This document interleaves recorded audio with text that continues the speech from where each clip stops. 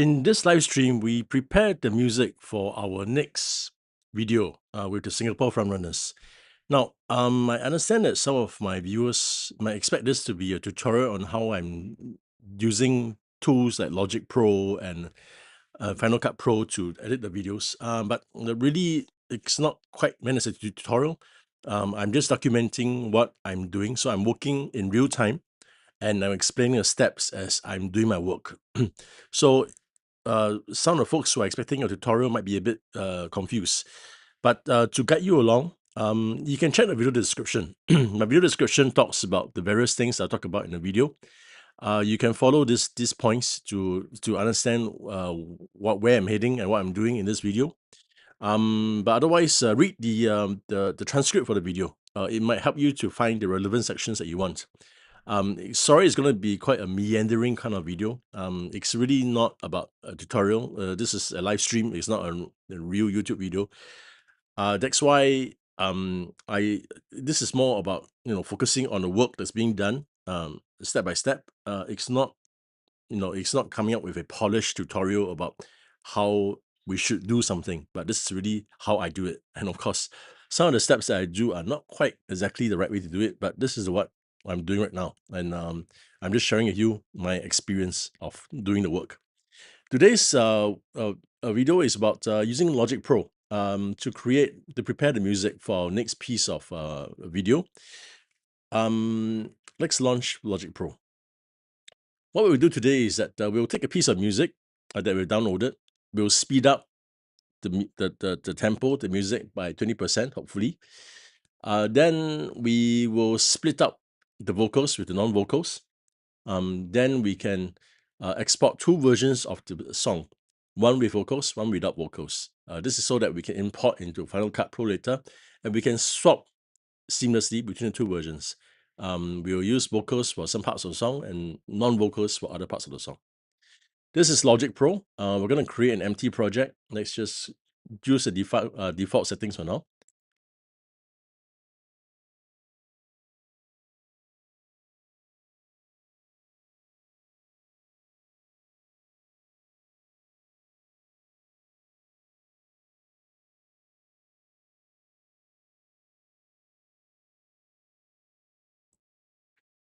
Okay, now we import the audio file that we had downloaded earlier. Just right-click this track here, add audio file. I'm going to select Ray, where is my husband, the David Guetta version, open. Our downloaded music track was recorded at 48 kilohertz sample rate, but the project is 44.1. So we're going to change the project. We're going to change the project to 48 kilohertz.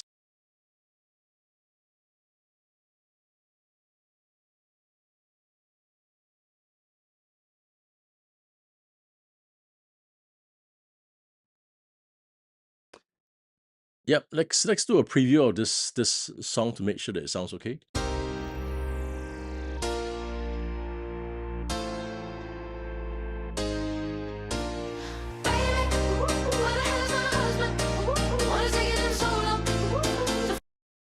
Right. Let's figure out what tempo this song is, because as we increase the song by the tempo by 20%, we want to make sure that it sounds good and the tempo increase is actually taking effect. To find out the tempo of this song, we're going to use the View Show Editor. Then there's this Smart Tempo tab here. Click on the track, click Analyze. Okay, so you can see that the tempo is actually 128, and we can, our default setting for our project was 120. We can apply it to the project by clicking Edit, Apply Region Tempo to Project Tempo. Once you do that, it's 128. And to see that it's taking effect, you can do a track, Global Tracks, Show Tempo Track. This displays the tempo throughout the song. So it's actually 127.9. Okay. Okay. So increasing by 20% might be a bit fast, but we could preview it to see what it sounds like with 20%. Okay, let's try it. So to preview without making any changes to the tempo, we do this. This button here, click, select custom. Then we are going to, okay, make sure that this is selected. So if you click here, customize control bar and display, make sure that vary speed is selected.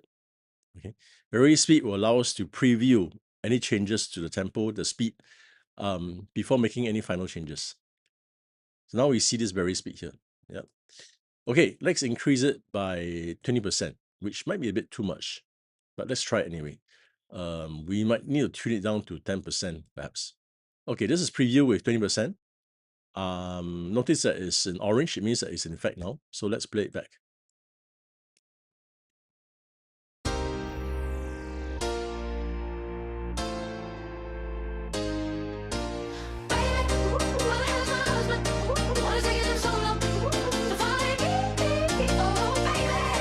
A bit too fast. What if it's 10%?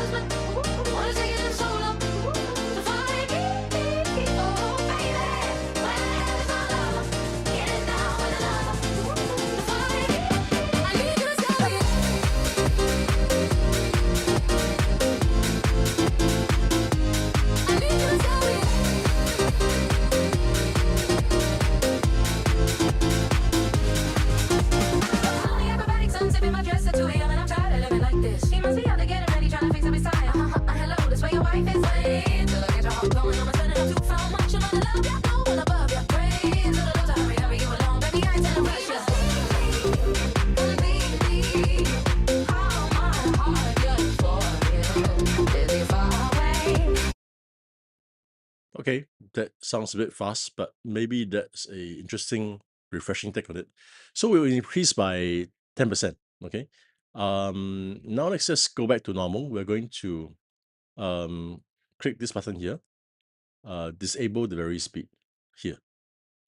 See now this vary speed thing has turned from orange into gray, and it will be back to a normal tempo. Yeah, this is definitely slower. Right. Now we're going to adjust the speed of this clip physically. But before that, I'm going to undo these things. Remember that we set the tempo and all that. Let's undo all these settings. So I'm just going to press Ctrl Z. Okay, so notice that it's gone back to 120, which means that yes, the tempo has been reset. Okay, that's fine. Maybe let's do one more time. Yeah, okay, good, there you go.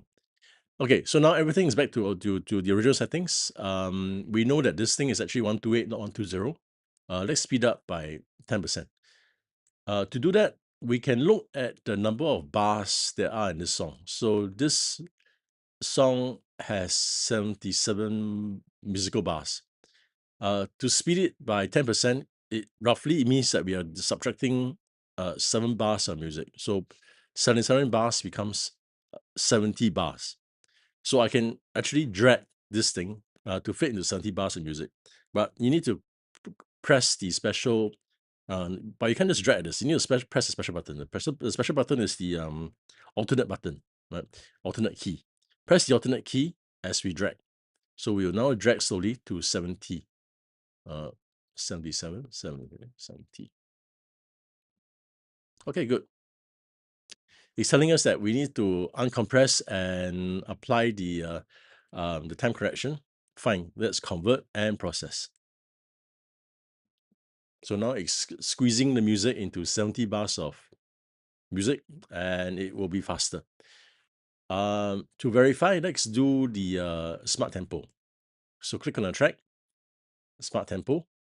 Now we have to do a edit, analyze tempo.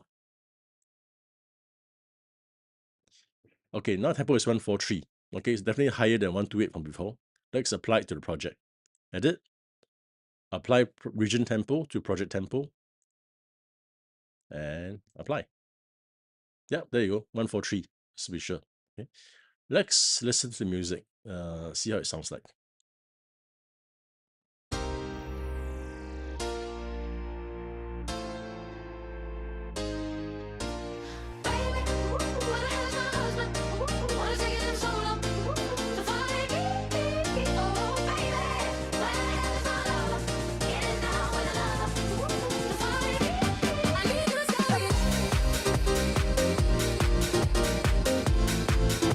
Okay, this is kind of fast, but maybe it's okay for a running video since our running cadence is quite fast anyway. For information, my running cadence is 168 typically. So 143 is almost there, but not quite there yet. Yeah. So now we're going to prepare two versions of this song that we can mix in Final Cut Pro as you edit the video. We're going to prepare one version with vocals and one version without the vocals, so we can seamlessly transition between the one with vocals and the one without vocals. To do that, we will use the stem splitter in Final Cut Pro. Okay, before anything happens, let me save this project. I'm going to call it, put in video so you can see. Let's call it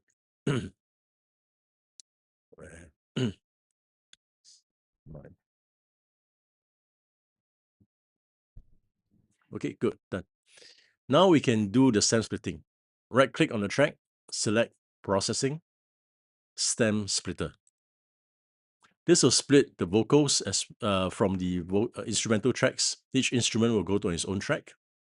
Click apply. In a while, we will see the various tracks. So we will have the vocal track as well as the instrumental tracks, each on its own track. Okay, we don't actually need this now. We can just hide it by showing view hide editor. Okay, good. So now we can see that everything is all split up. To make sure that splitting works, we can do a mute on each track to see what's going on. So take a look at this vocal track here.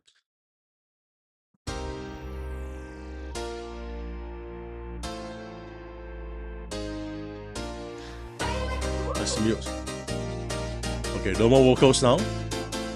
Restore the vocals.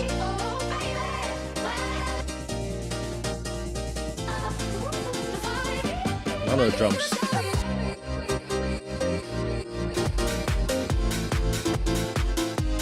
Bass. Piano.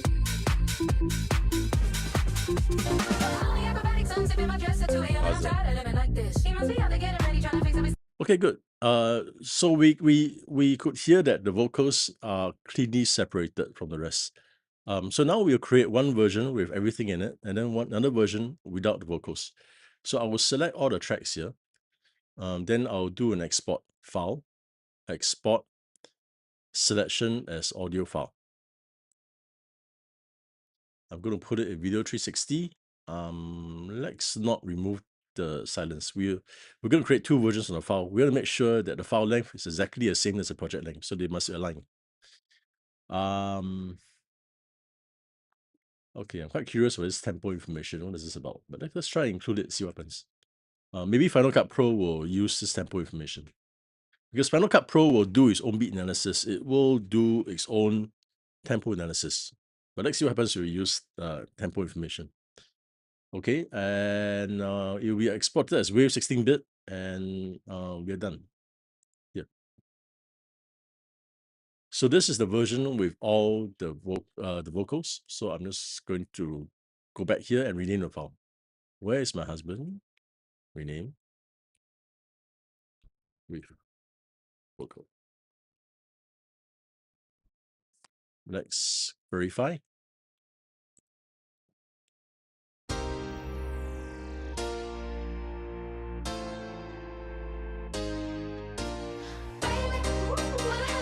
Okay, great. We have the vocals there. Now let's create a version without vocals. To do that, I will just select everything except the vocal track. So the vocal is not selected. Same thing, file, export,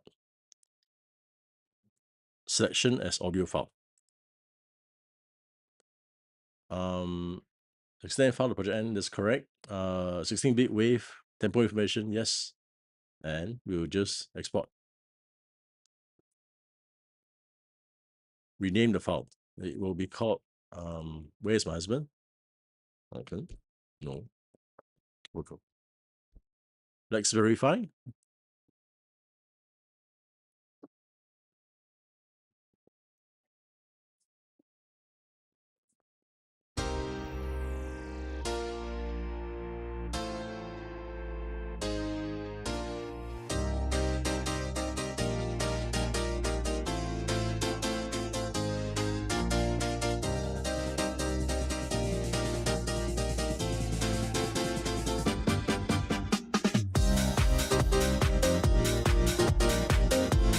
Good. Okay, so we can see here differences. So one with vocals, one without vocals.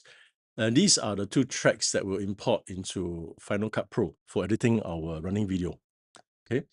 Yeah, that's it for today's work session. Today we are preparing the music for our next running video. We're using Ray, Where's My Husband, the Deva Guitar Mix. What we did was that we imported the music into Final Cut Pro. We did a preview of the speed. We discovered that, adding 20% to the speed is a bit too much. It sounds too fast. Therefore, we decided to add only 10% to the speed, which makes it a bit faster than, the normal EDM kind of song, but at least it's faster and it's quite closer to our running cadence, which is suitable for running video. We did a preview using the very speed feature. This will allow us to preview the increase in the speed to make sure that it sounds okay before we do any actual conversion, right? Then once we did that, the preview was okay, we did a drag of the clip. You remember that we went to this end of this clip, then we had to do like alternate and then drag this thing down. We dragged this by 7 musical bars. Because our music was 77 bars, so we wanted to remove it, reduce it by 7 bars to make it faster, right? By 10%. Then last thing next thing we did was that we did a smart tempo. We went into view show editor. We'll click on the track, smart tempo. Then we go into edit, analyze tempo. That will give us a tempo information. It will tell us that tempo is 143.6. Yeah. But then we had to apply it to the project. Edit, apply region tempo to project tempo. But also we need to show this tempo track. Otherwise, we won't know what is the actual tempo that's being used. And actually, I'm quite surprised that there are some slight variations. To show this tempo track, we have to go into track, global tracks, show tempo track, so that we can see the tempo that's being registered by the smart tempo analyzer. To hide this, we can do a view, hide editor, right? Then we do a splitting from audio for the vocals with the non-vocals. What we did was that we right-click, processing, stem splitter, and then we selected the tracks, which will produce this vocals, and the instrument tracks for drums, bass, guitar, and so on. We verified that the vocal track was properly isolated. Then we exported. The first export we did was that we selected all the tracks, including the vocals, do a file, export, selection as audio file. We renamed a file for that. Then we selected everything except the vocal track. We did a file, export, selection as audio file, and then we renamed the file. So that's how we got these two files. The first version with vocal and the second version without vocal. These are the files. These are two files that we'll import into Final Cut Pro for editing into our running video. Reason for creating the two files is that we are going to blend between these two files so that some parts of the music will have vocals, some parts of the music will not have vocals. I'll explain this in my next video. I'll put the link to that video in the video description. Thank you. Bye.